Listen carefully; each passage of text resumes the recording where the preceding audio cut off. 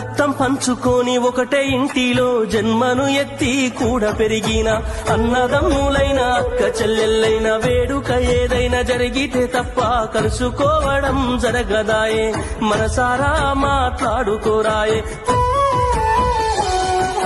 భోజనాలకు గంట ముందు వచ్చి పని ఏదో ఉందన్న సాకుతోటి మొక్కువడిగా భోజనం అయిన వెంటనే ఉంటామంటూ వెళ్లిపోవుడాయే కనతల్లిదండ్రులను పలకరించే తీరిక లేని సంపాదనాయే కనతల్లిదండ్రులను పలకరించే తీరిక లేని సంపాదనాయే ఆనాటి ప్రేమలు ఏమాయరో బంధాలు బంధుత్వమెటుబాయరా డబ్బు బంధాలే మిగిలేనురో మనుషులే దూరమయ్యేనురా